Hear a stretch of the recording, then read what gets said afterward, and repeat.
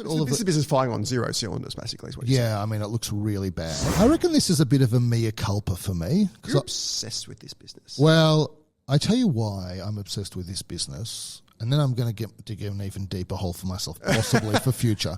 It's step one. It sells underwear. You wear their underwear. You don't have to prove it to me now. It's fine. But we're videotaping this episode. So. No, it's fine. I mean, is that going to get us clicks or not? That would be a huge number. That's a huge. You standing up and showing me the step ones. Is that going to be a YouTube short? I'm actually wearing Calvin Klein style. There you go. Which is possibly one of step one's challenges. Well, I looked at step one and I said, this is a very undervalued business, great growth, great free cash generation, very profitable, not very expensive. Have they reported? They just reported, yeah. And you agreed, and we were right about that for like a year and a half. Yeah. And then I looked at their results last time, and I'm like, I think, 6 months ago. Slow and steady should do it. Yeah. Okay. Then they we were worried about the female one they had. I was worried about whether they could get product market fits on female, underwear effectively, because it's so different to male underwear. And it's a very complicated product for a start. But I wasn't very worried, and I thought, they're still pretty cheap. Yeah.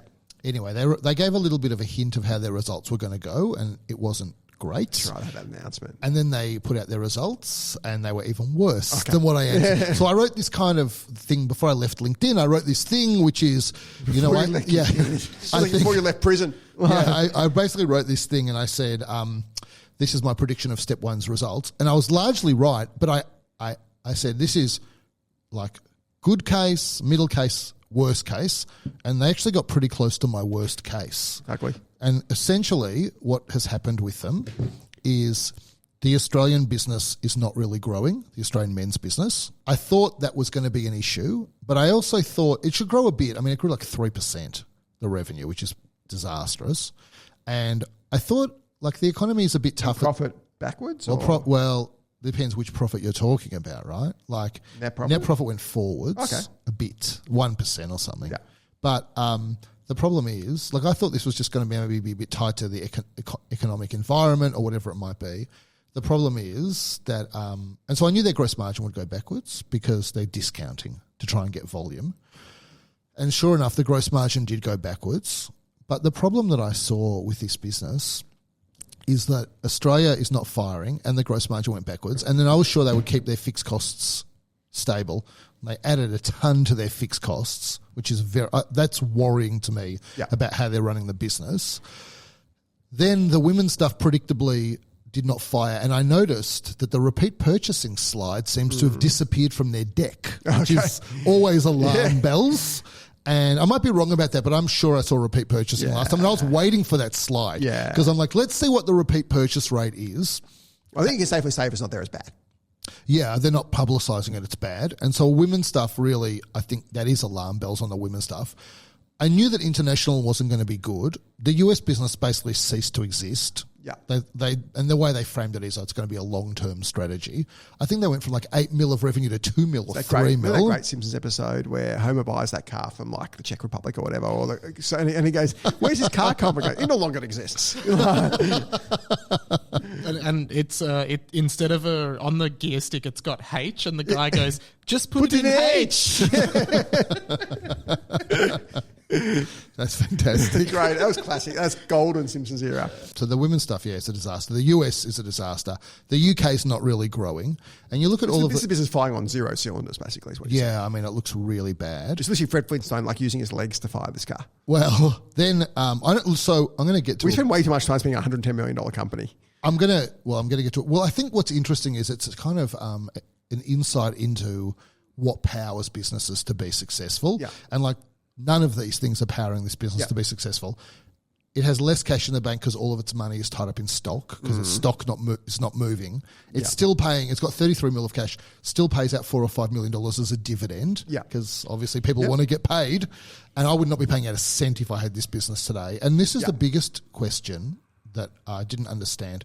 I just thought their repeats were going to be terrible, but their new would be fine. The new percentage, then the number of new customers, the percentage of new customers really fell.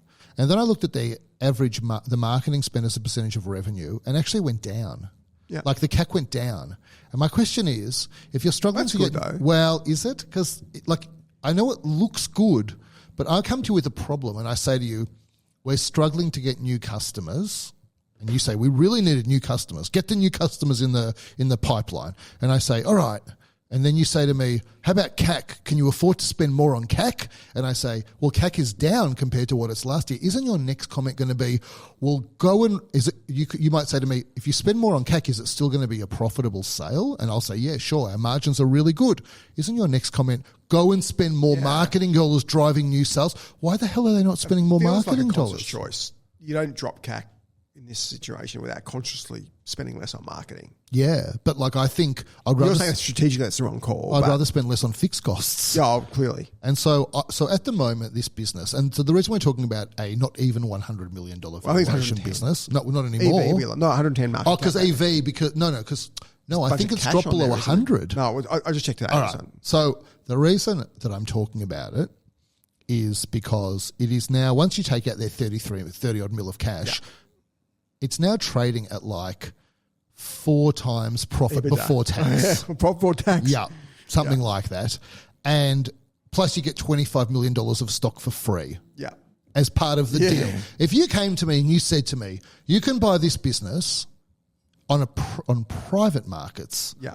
at 4 times profit before tax, and I'll throw in $20+ million of free stock, I would say, where do I sign?